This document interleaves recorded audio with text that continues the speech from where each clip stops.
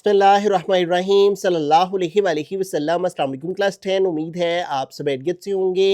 आज हम करेंगे एक्सरसाइज 3.6 के क्वेश्चन नंबर 2, 3 एंड 4 को। एक्सरसाइज 3.6 का क्वेश्चन नंबर 2 है, use Cramer's rule to solve the following pair of linear equations if possible. तो यहाँ पे भी हमें पेयर दिया गया है लीनियर इक्वेशंस का। दो लीनियर इक्वेशंस हैं जिन्हें सिमल्टेनियस लीनियर इक्वेशंस कहते हैं और इनको हमने सोल्व करना है, लेकिन अब जो मेथड यूज़ करना है वो है क्रैमर्स रूल। अब ये क्रैमर्स रूल क्या होता है, इसको थोड़ा सा अंडरस्टैंड कर लेते हैं। इंतहाई आसान मेथड है ये लीनियर इक्वेशंस को सोल्व करने का। एक मैथमेटिशियन था, उसका नाम था गैब्रियल क्रैमर, ठीक है।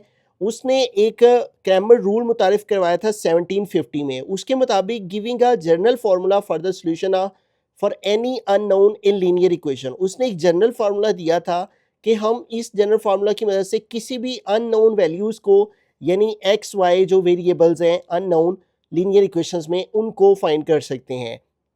System having a unique solution in terms of determinants, और इसमें हम डिटर्मिनेंट यूज़ करते हैं। बड़ा ही सिंपल दो फार्मूलाज आपको याद रखने हैं।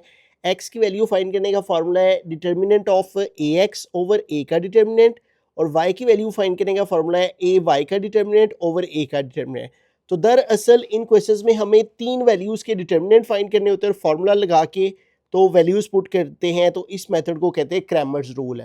तो आइए इन लीनियर इक्वेशंस का जो पेयर है इसको सोल्व करते हैं। तो सबसे पहला काम यही है कि हमने इसको जो है ना वो मैट्रिक्स की फॉर्म में लिख लेना है। तो यहाँ पे लिखेंगे matrix form of the equations, ठीक है। तो इसकी मैट्रिक्स फॉर्म जब हम लिखेंगे तो हमारे पास उसी तरह जिस तरह हमने इन मैट्रिक्स इन्वर्जन मेथड में सीखा था, ठीक है। पहला जो मैट्रिक है वो हम कोफिशिएंट्स का लिखेंगे, ठीक है, और दूसरा जो कॉलम है उसमें हम एक्स वाई, और थर्ड में कांस्टेंट वैल्यूज़, ठीक है। अब फर्स्ट जो मैट्रिक है उसमें कांस्टेंट वैल्यूज़ लिखेंगे, कोफिशिएंट्स लिखेंगे एक्स वाई के। देखें एक्स का कोफिशिएंट यहाँ पे क्या है 1, तो यहाँ पे आ गया 1। वाई का कोफिशिएंट क्या है 4, तो आ गया 4। फिर नीचे वाली इक्वेशन में एक्स का कोफिशिएंट क्या है 2, तो यहाँ पे आ गया 2, और वाई का कोफिशिएंट क्या है -1, ठीक है। यहाँ और यहाँ कुछ भी शो नहीं हो रहा, इसका मतलब इनका 1 1 है। और यहाँ पे आ जाएगा एक्स वाई और इधर आ जाएगा 4 5, ठीक है। अब ये जो क्रैमर रूल है ये इंतहाई सिंपल होता है। इसमें हमें सिर्फ तीन मैट्रिक्स चाहिए होते हैं। एक ए मैट्रिक की वैल्यू चाहिए होती है, ठीक है, दूसरा ए एक्स मैट्रिक की वैल्यू चाहिए होती है, ठीक है, और थर्ड में हमें ए वाई मैट्रिक्स की वैल्यू चाहिए होती है, ठीक है। और इन तीनों की वैल्यूज़ जब हम ले लेते हैं और फिर इन तीनों के डिटर्मिनेंट्स जस्ट निकालने होते हैं। अब ए मैट्रिक्स तो यही वैल्यू होती है जो कि हमारे पास एक्स वाई के कोफिशिएंट होते हैं। तो ए मैट्रिक आ गया 1 4 2 -1। अब जो ए एक्स मैट्रिक है ना वो कौन सी वैल्यूज़ होती हैं, सबसे पहले जो इक्वल के बाहर वाली वैल्यूज़ होती हैं वो लिखते हैं, और फिर ये जो y के कोफिशिएंट्स होते हैं ना उनको लिखते हैं। वो कौन कौन से हैं 4 और -1, ठीक है, ये 4 और -1, ठीक है। ए एक्स के मैट्रिक में कौन सी वैल्यूज़ लिखते हैं जो कि इक्वल के बाद वाली होती हैं, पहले वो आती हैं, और फिर जो y के कोफिशिएंट्स होते हैं वो आते हैं। जब ए एक्स लिखते हैं तो फिर x वाली वैल्यूज़ को इग्नोर कर देते हैं, लास्ट वाली और ये दरमियान वाली वैल्यूज़ को लिखना होता है। और जब ए वाई लिखते हैं तो बड़ा सिंपल है, फर्स्ट और लास्ट, यानी एक्स का कोफिशिएंट और कांस्टेंट टर्म, एक्स का कोफिशिएंट और लास्ट टर्म, ठीक है। तो हमारे पास फर्स्ट क्या है एक्स का कोफिशिएंट 1 और लास्ट टर्म क्या है 4। फिर सेकेंड इक्वेशन में एक्स का कोफिशिएंट क्या है 2 और लास्ट टर्म क्या है 5, ठीक है। तो मेन काम यही है कि आपने तीन मैट्रिसेस बनाने हैं। ए मैट्रिक एक्स वाई का कोफिशिएंट वो आ जाता है, ए एक्स में हम लास्ट वाली और y के कोफिशिएंट लिखते हैं, और ए वाई में हम फर्स्ट और लास्ट, यानी x का कोफिशिएंट और कांस्टेंट टर्म, x का कोफिशिएंट और लास्ट टर्म, ठीक है। ये आपने याद रखना है। अब हम वन बाय वन तीनों मैट्रिसेस का डिटर्मिनेंट लेंगे, ठीक है। इधर सबसे पहले ए मैट्रिक का ले लेंगे, इधर ए एक्स का ले लेंगे, और फिर लास्ट में ए वाई का ले लेंगे, ठीक है। तो आइए सबसे पहले ए मैट्रिक का जोन सा है वो हम डिटर्मिनेंट लेते हैं, ठीक है। तो डिटर्मिनेंट लेने के लिए हमने ए मैट्रिक्स के गिर्द इस तरह स्ट्रेट बार लिख देनी, लगा लेनी है 1 4 2 -1, ठीक है।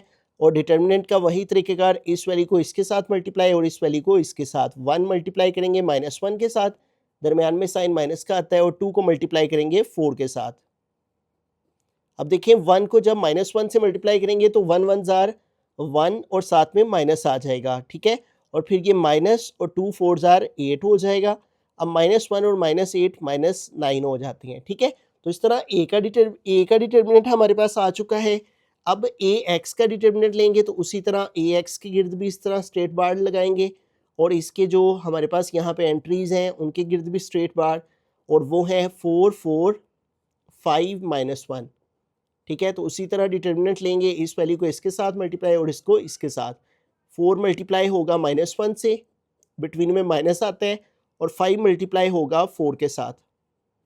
अब देखें 4 1 ज़ार 4, -4 आ गया, फिर -5 4 ज़ार 20 हो जाएगा, और -4 और -20 -24 हो जाते हैं, ठीक है। तो ये हमारे पास ए एक्स का डिटर्मिनेंट आ गया। अब हमें ए वाई का डिटर्मिनेंट निकालना है। इसी तरह से यहाँ पे आएगा ए वाई का डिटर्मिनेंट, और इस तरह इसकी भी सारी एंट्रीज़ को स्ट्रेट बार में लिखेंगे 1 4 2 5। तो उसी तरह 1 को मल्टीप्लाई करेंगे 5 से, 2 को मल्टीप्लाई करेंगे 4 से, 1 मल्टीप्लाई 5, दरमियान में माइनस, और 2 को मल्टीप्लाई करेंगे 4 से, ठीक है। 1 5 ज़ार 5 -2 4 ज़ार 8, तो 5 -8 करें तो क्या आता है, -3 आ जाता है, ठीक है। तो इस तरह हमने तीनों के डिटर्मिनेंट निकाल लिए, ए का भी, ए एक्स का भी और ए वाई का भी। अब हमें एक्स की वैल्यू फाइंड करने का फॉर्मूला लगाना है, वो होता है ए एक्स का डिटर्मिनेंट ओवर ए का डिटर्मिनेंट, जबकि y की वैल्यू को फाइंड करने का फॉर्मूला होता है ए वाई का डिटर्मिनेंट ओवर ए का डिटर्मिनेंट। अब इनकी वैल्यूज पुट कर देते हैं यहाँ पे, ठीक है। देखें x is equal to A, x के डिटर्मिनेंट की वैल्यू क्या है, -24, तो यहाँ पे आ गया -24 ओवर ए का डिटर्मिनेंट, और उसकी वैल्यू क्या है, -9, यहाँ पे आ गया -9। अब देखें ये माइनस माइनस से कट हो जाएगा, ठीक है, और ये दोनों नंबर 3 के टेबल से कट हो जाते हैं। 3 3 ज़ार 9, 3 8 ज़ार 24, तो x की वैल्यू आ गई 8/3, ठीक है। ये मज़ीद इसकी कटिंग पॉसिबल नहीं है, तो यहाँ तक ही हो जाएगी। इधर लिखेंगे ए वाई की वैल्यू, वो है -3, ए वाई के डिटर्मिनेंट की, और ए के डिटर्मिनेंट की क्या है, -9, तो यहाँ पे आ गई -9। दोनों वैल्यूज़ पुट कर दी। अब इसको भी सोल्व करेंगे, माइनस माइनस से कट हो जाएगा, 3 1 ज़ार 3, 3 3 ज़ार 9, तो y की वैल्यू क्या आ गई, 1/3, ठीक है। तो बड़ा ही सिंपल सा काम है क्रैमरिंग मेथड में, ठीक है। क्रैमर्स रूल में आपके पास जो दो इक्वेशंस होंगी उनकी मदद से आपने ए एक्स और ए वाई की वैल्यूज़ निकालनी है, तीनों के डिटरमिनेंट्स लेने हैं, और फिर ये दो फार्मूलाज आपने याद रखने हैं, इनके अंदर वैल्यूज़ पुट करेंगे तो एक्स और वाई की वैल्यूज़ आ जाएंगी। बिस्मिल्लाहिर्रहमानिर्रहीम, सेकंड पार्ट की हम चलते हैं। यहाँ पे भी दो इक्वेशंस हैं, पेयर ऑफ लीनियर इक्वेशंस हैं, और इसको भी हमने क्रैमर्स रूल से सोल्व करना है। तो पहला स्टेप ये है कि हमने इसकी मैट्रिक्स फॉर्म लिखनी है इन इक्वेशंस की। तो यहाँ पे लिख लेंगे matrix form of the equation is, तो फर्स्ट वाले मैट्रिक में एक्स और वाई के कोफिशिएंट्स लिखेंगे। एक्स का कोफिशिएंट है 1 और वाई का कोफिशिएंट है 2, ये फर्स्ट इक्वेशन के हो गए। सेकंड इक्वेशन में एक्स का कोफिशिएंट है 3 और वाई का कोफिशिएंट है -2, और यहाँ पे सेकंड वाले में एक्स वाई लिखते हैं, और इक्वल के बाद में ये कांस्टेंट टर्म 7 एंड -3, ठीक है। ये लिखने के बाद हमें तीन मैट्रिसेस चाहिए होते हैं। एक ए मैट्रिक्स चाहिए होता है, ठीक है, उसके बाद सेकंड वाला ए एक्स चाहिए होता है, ठीक है, और फिर थर्ड वाले में हमें ए वाई मैट्रिक्स की वैल्यूज़ रिक्वायर्ड होती हैं, ठीक है। बड़ा ही सिंपल मेथड है ये क्रैमर्स रूल। ये तीनों मैट्रिसेस जब हमारे पास आ जाते हैं, इन तीनों के डिटर्मिनेंट्स लें तो हमें मालूम हो जाता है कि एक्स और वाई की वैल्यूज़ क्या हैं। तो ए मैट्रिक्स तो यही वैल्यूज़ होती हैं, एक्स वाई की कोफिशिएंट वो है 1 2 3 -2, जबकि जब आपने ए एक्स लिखना है तो लास्ट वाली टर्म्स और वाई के कोफिशिएंट, ठीक है। लास्ट वाली टर्म्स क्या है, कांस्टेंट टर्म 7 -3, पहले वो लिखी जाती हैं, फिर वाई के कोफिशिएंट वो क्या है 2 -2, ठीक है। और जब ए वाई लिखते हैं तो फर्स्ट और लास्ट, फर्स्ट से मुराद एक्स के कोफिशिएंट, और फर्स्ट इक्वेशन में एक्स का कोफिशिएंट है 1 और लास्ट टर्म है 7, और सेकंड इक्वेशन में एक्स का कोफिशिएंट है 3 और लास्ट टर्म है -3, ठीक है। अगेन रिपीट करता हूँ, जब आपने ए के कोफिशिएंट लिखने होते हैं, ए मैट्रिक्स लिखना होता है, एक्स और वाई के कोफिशिएंट लिखते हैं, ठीक है। और जब ए एक्स लिखते हैं तो लास्ट और दरमियान वाली वैल्यू, लास्ट से मुराद कांस्टेंट टर्म, दरमियान वाली वैल्यू से मुराद वाई के कोफिशिएंट्स, ठीक है। और जब ए वाई लिखते हैं तो फर्स्ट और लास्ट, फर्स्ट से मुराद एक्स के कोफिशिएंट और लास्ट से मुराद कांस्टेंट, फर्स्ट और लास्ट, ठीक हो गया। अब इन तीनों के वन बाय वन हम डिटर्मिनेंट ले लेंगे, ठीक है। तो यहाँ पे हम लाइंस लगा के इनको सेपरेट कर लेंगे ताकि सोल्व करने में आसानी रहे, ठीक है। अब तीनों के वन बाय वन डिटर्मिनेंट लेंगे। सबसे पहले ए का डिटर्मिनेंट लेंगे, तो इस तरह स्ट्रेट बार लगाएंगे, ठीक है। डिटर्मिनेंट लेने का मकसद जो तरीक़ेकार होता है, स्ट्रेट बार में लिखा जाता है 1 2 3 -2, ठीक है। तो अब इनका डिटर्मिनेंट लेंगे, 1 को मल्टीप्लाई करेंगे -2 के साथ, 1 मल्टीप्लाई -2, ब्रैकेट्स का मतलब है मल्टीप्लाई, दरमियान में माइनस आता है डिटर्मिनेंट में, और 3 को मल्टीप्लाई करेंगे 2 के साथ, ठीक है। अब 1 को -2 से मल्टीप्लाई किया -2, 2 1 ज़ार 2, साथ में ये माइनस आ गया, फिर ये -3 2 ज़ार 6 है, -2 और -6 -8 हो गए। ए का डिटर्मिनेंट आ गया। अब ए एक्स का डिटर्मिनेंट लेंगे, उसी तरह स्ट्रेट बार में लिखेंगे ए एक्स को भी और इसकी ये वैल्यूज़ को भी, एंट्रीज़ को भी, 7 2 -3 एंड -2। अब इनका भी डिटर्मिनेंट लेंगे, 7 को मल्टीप्लाई करेंगे -2 के साथ, दरमियान में माइनस आएगा, और -3 को मल्टीप्लाई करेंगे 2 के साथ, ठीक है, इस वाले 2 के साथ, ये इसके साथ, ये इसके साथ मल्टीप्लाई, तो 7 2 ज़ार -14, और ये माइनस माइनस से मल्टीप्लाई हुआ तो +3 2 ज़ार 6 है। तो अब कैलकुलेट कर लेंगे, -14 एंड +6 है, तो ये आ जाएगा -8 है। तो यूँ हमारे पास ए एक्स का भी डिटर्मिनेंट आ गया। अब लास्ट वाला मैट्रिक्स है ए वाई, इसका डिटर्मिनेंट फाइंड करेंगे, उसी तरह स्ट्रेट बार में लिखेंगे इसको, तो ये हमारे पास आ जाएगा 1 7 3 -3, ठीक है।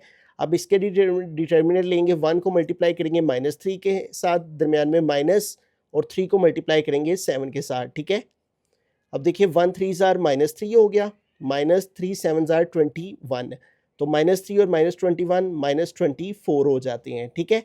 अब देखिए जब तीनों के डिटर्मिनेंट आ गए हैं तो फिर x को फाइंड करने का फॉर्मूला है ए एक्स का डिटर्मिनेंट ओवर ए का डिटर्मिनेंट, ठीक है, और y को फाइंड करने का फॉर्मूला है ए वाई का डिटर्मिनेंट ओवर ए का डिटर्मिनेंट, ठीक है। तो इनकी वैल्यूज़ यहाँ पे पुट कर देंगे, तो हमारे पास x और y की वैल्यूज़ आ जाएंगी। तो ए एक्स का डिटर्मिनेंट वो क्या है हमारे पास -8, ये हमने ऊपर लगाया, डिवाइडेड बाय ए का डिटर्मिनेंट, तो ए का डिटर्मिनेंट क्या है हमारे पास -8, तो यहाँ पे आ गया -8, तो माइनस माइनस से कट हो जाएगा, 8 1 ज़ार 8, 8 1 ज़ार 8, 8 8 से कट हो गया, तो इस तरह x इक्वल आ गया 1 के, ठीक है। अब y की वैल्यू फाइंड कर लेंगे, ठीक है। तो y की वैल्यू फाइंड करने के लिए हमें ए वाई के डिटर्मिनेंट की वैल्यू पुट करनी है, और वो क्या है, ए वाई का डिटर्मिनेंट -24, तो ऊपर आ गया -24, और डिवाइड में है ए का डिटर्मिनेंट, तो ए का डिटर्मिनेंट क्या है -8, तो यहाँ पे क्या आ जाएगा नीचे -8, माइनस माइनस से कट हो जाएगा, और यूँ हमारे पास 8 1 ज़ार 8, 8 3 ज़ार 24 होता है, ठीक है। तो 8 के टेबल से इनकी कटिंग कर ली, तो x आ गया 1, y आ गया 3। तो बड़ा ही सिंपल है क्रैमर्स रूल।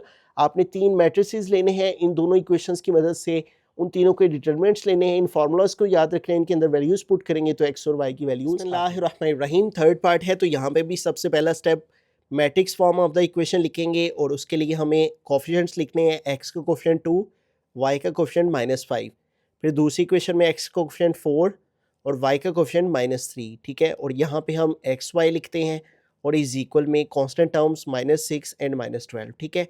और ये लिखने के बाद अब हमें 3 मैट्रिसेस लिखने हैं, ए एक्स ए वाई। ए जो है वो हमारे पास यही मैट्रिक आ जाता है, एक्स और वाई के कोफिशिएंट 2 -5 4 -3, ठीक है।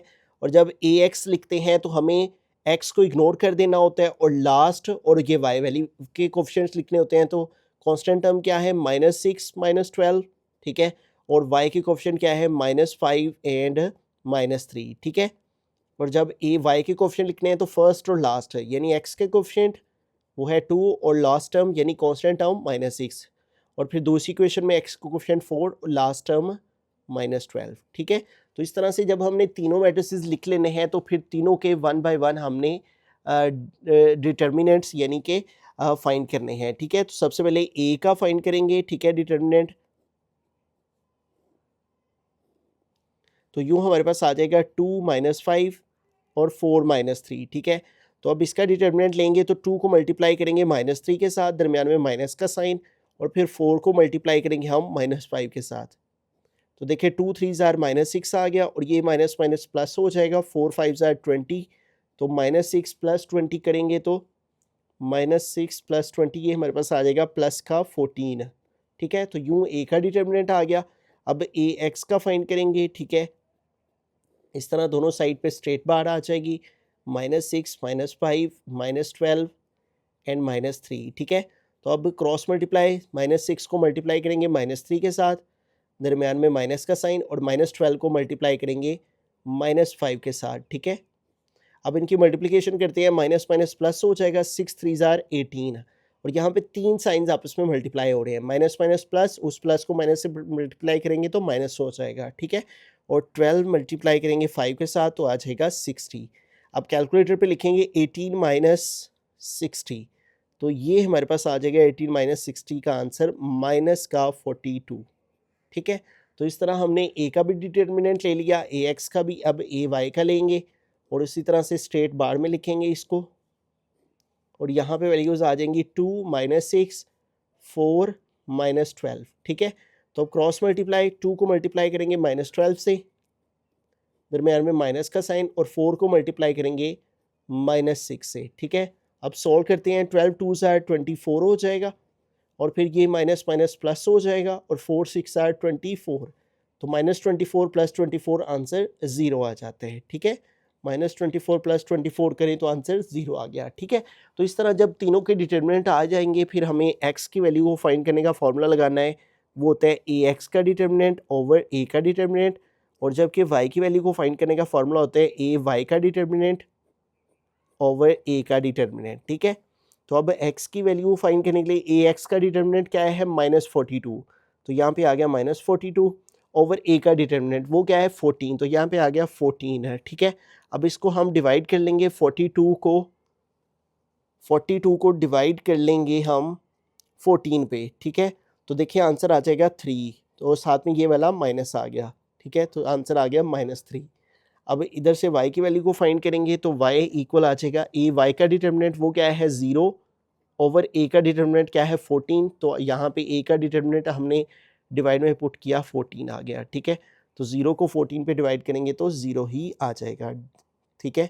तो इस तरह से हमारे पास x की वैल्यू आ गई इक्वल टू -3 और y की वैल्यू। बिस्मिल्लाहिर्रहमानिर्रहीम, फोर्थ पार्ट है, इसको भी क्रैमर्स रूल से सोल्व करना है। तो पहला step matrix form of the equation लिखेंगे, उसके लिए x और y के कोफिशिएंट लिखेंगे, x को कोफिशिएंट 3 y के कोफिशिएंट 2, फर्स्ट इक्वेशन से ये आगे, सेकंड इक्वेशन से x को कोफिशिएंट 5 और y को कोफिशिएंट 6 है, ठीक है।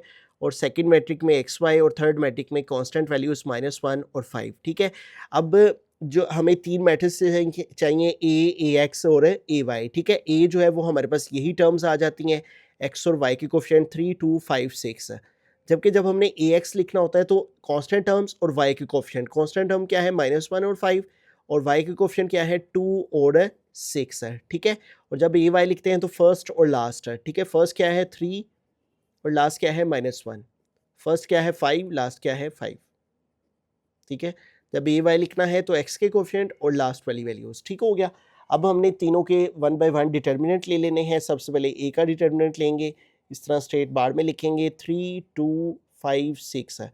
तो क्रॉस मल्टीप्लाई, 3 को मल्टीप्लाई करना है हमने 6 के साथ, दरमियान में माइनस, और 5 को मल्टीप्लाई करना है 2 के साथ। 3 6 आर 18 -5 2 आर 10, 18 से 10 माइनस करेंगे तो 8 आ जाएगा, ठीक है। उसके बाद ए एक्स का डिटर्मिनेंट लेंगे, उसी तरह स्ट्रेट बार में लिखेंगे इन वैल्यूज़ को, -1 2 5 6 है।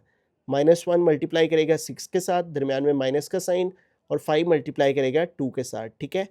तो यूँ 6 1 ज़ार -6 -5 2 ज़ार 10, तो -6 और -10 -16 हो जाएंगे, ठीक है। अब ये वाई का डिटर्मिनेंट लेंगे, उसी तरह स्ट्रेट बार में लिखेंगे, तो ये आ जाएगा 3 -1 5 5, ठीक है। तो 3 को मल्टीप्लाई करेंगे 5 के साथ, दरमियान में माइनस, और 5 को मल्टीप्लाई करेंगे -1 से, तो 3 5 ज़ार 15 हो जाएगा, और माइनस माइनस प्लस 5 1 ज़ार 5, तो 15 और 5 कितने हो जाएंगे 20, ठीक है। अब हमारे पास तीनों के डिटर्मिनेंट्स आ गए। अब एक्स फाइंड करने का फॉर्मूला लिखेंगे, वो है ए एक्स का डिटर्मिनेंट ओवर ए का डिटर्मिनेंट, और वाई को फाइंड करने का फॉर्मूला होता है ए वाई का डिटर्मिनेंट ओवर ए का डिटर्मिनेंट, ठीक है। तो वैल्यूज़ पुट करते हैं। सबसे पहले हमें ए एक्स का डिटर्मिनेंट वो हमारे पास क्या है -16, ये हमने यहाँ पे लगाया, ओवर ए का डिटर्मिनेंट, ए का डिटर्मिनेंट क्या है 8, तो यहाँ पे आ गया 8।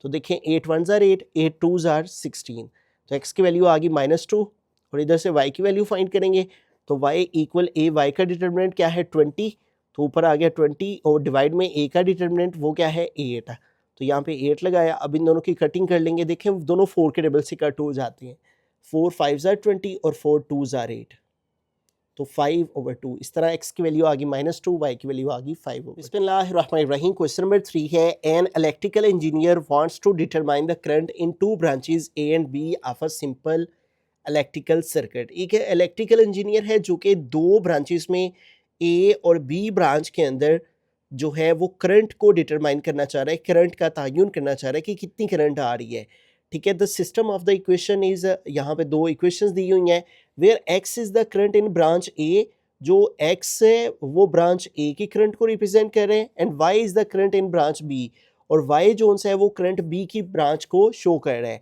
Find the x and y by using matrices. तो बड़ा सिंपल सा काम है, जिस तरह से क्वेश्चन नंबर 1 और 2 हमने किया है, दो सिमल्टेनियस इक्वेशंस थी, लीनियर इक्वेशंस थी, और जैसे इनमें इन्वर्डियन और क्रैमर रूल हमने अप्लाई किया, बिल्कुल इसी तरह से इस क्वेश्चन में भी हम, आप इसको क्रैमर रूल से भी कर सकते हैं, इन्वर्डियन मेथड से भी कर सकते हैं, जो सा आपको आसान लगता है आप उसकी मदद से। ये दो इक्वेशंस हैं हमारे पास, ठीक है।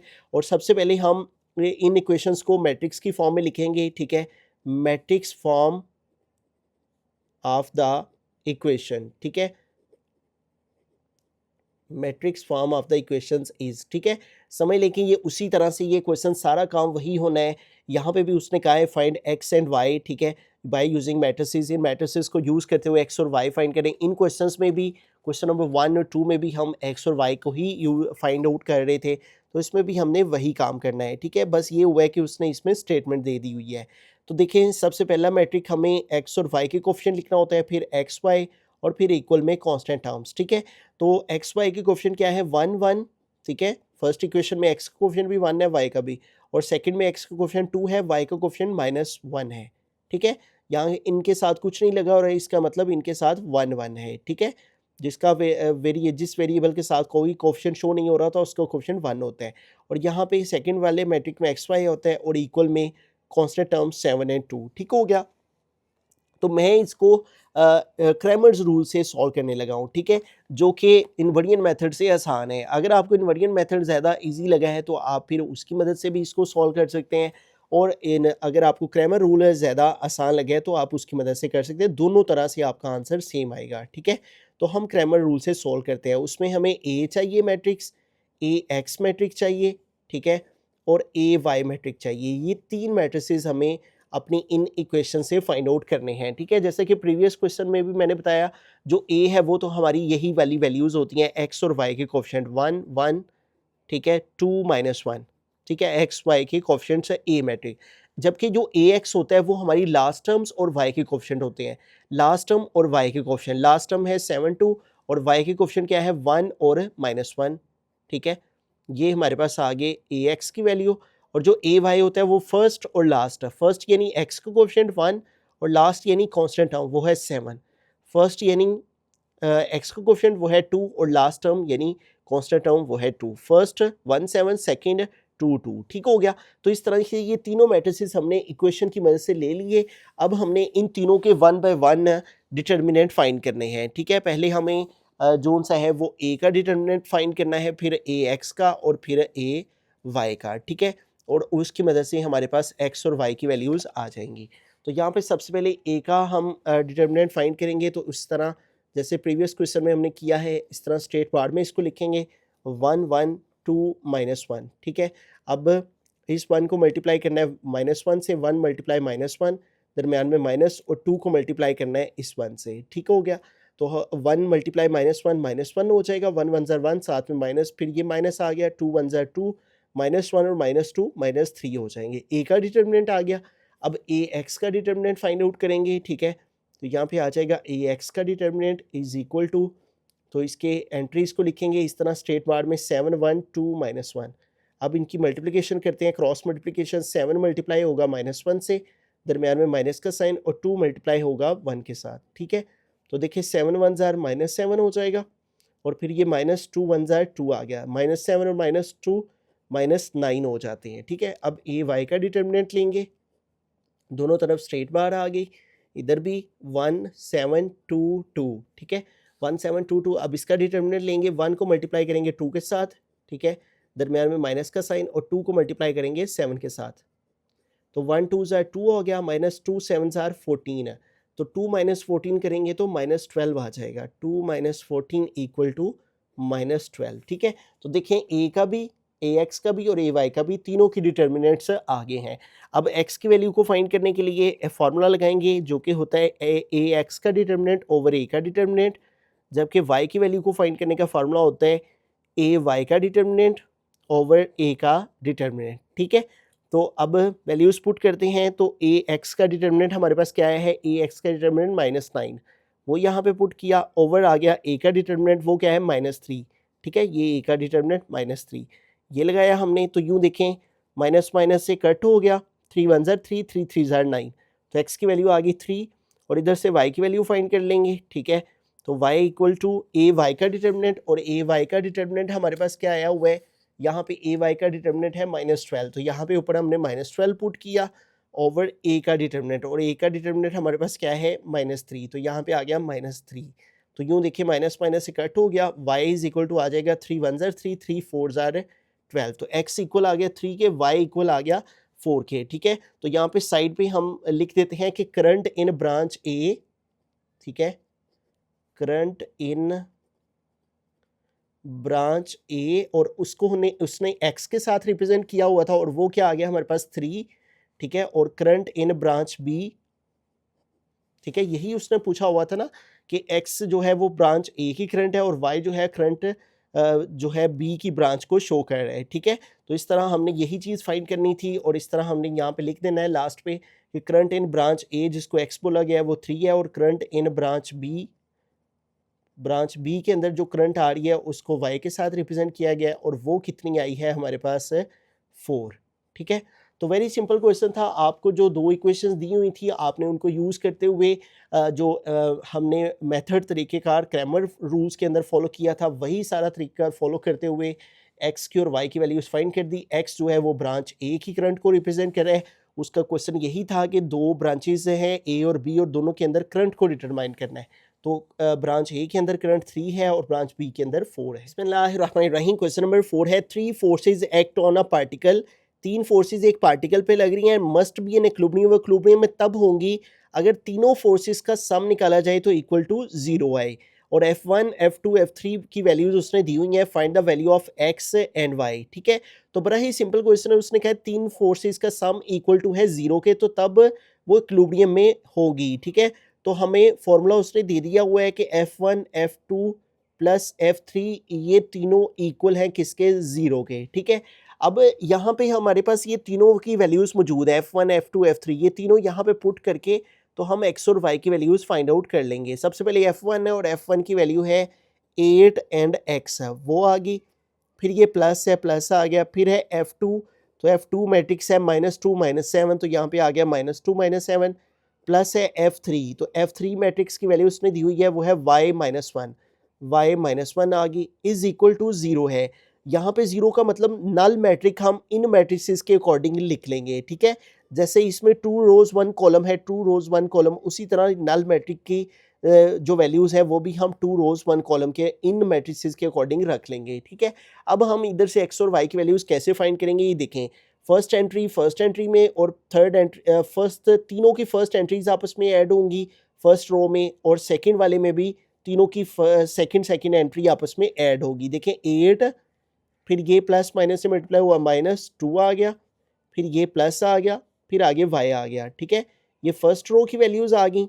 अब सेकंड रो में देखें x आ गया, फिर ये प्लस माइनस माइनस आ गया, 7 आ गया, और फिर उसके बाद ये प्लस माइनस माइनस आ गया, 1 आ गया, और इक्वल टू नल मैट्रिक 0 0। ठीक है, अब इसको मोर सिंप्लीफाई करें तो देखें ये हमारे पास 8 -6, 8 -2 कितना हो जाएगा, प्लस का 6 है, 6 प्लस y ऊपर रह गया, और ये नीचे देखें x, और -7 -1 माइनस का 8 हो जाता है। ठीक है, आप इसको कैलकुलेट भी कर सकते हैं, और इज इक्वल टू आ गया 0 एंड 0। ठीक है, अब देखें जब हमने पढ़ रखा है जब भी दो मैट्रिसेस आपस में इक्वल हों तो उनकी क्रॉसपोंडिंग एंट्रीज आपस में इक्वल होती हैं। तो फर्स्ट एंट्री हमारे पास क्या है इस मैट्रिक की, 6 + y, और इज इक्वल टू क्या है, 0, तो 6 + y इक्वल टू आ जाएगा 0 के। ठीक है, और फिर सेकंड एंट्री जोन सी है, सेकंड रो सेकंड के इक्वल, यानी ये वाली एंट्री इसके क्रॉसपोंडिंग है, तो x - 8 इक्वल टू आ जाएगा किसके, 0 के, यानी 6 + y भी इक्वल टू 0, x - 8 भी इक्वल टू 0। अब इधर से y निकाल लेते हैं, +6 है, इधर आके -6 हो जाएगा। ठीक है, 0 - 6 -6 ही हो जाएगा, और ये -8 है ये उधर जाएगा तो 0 + -8 इधर जाके +8 हो जाएगा। तो यूँ देखें हमारे पास जो x है वो इक्वल आ गया 8 के, और y इक्वल आ गया -6 के। यही हमने फाइंड आउट करना था। ठीक है, तो आपने बड़ा सिंपल सा ये वाला फार्मूला यहाँ पे लगाना है, इसकी वैल्यूज़ पुट करनी है और इनको सिंप्लीफाई करना है। तो यूँ फर्स्ट को फर्स्ट के इक्वल, सेकंड को सेकंड के इक्वल रख के x और y की वैल्यूज़ फाइंड कर लेनी है।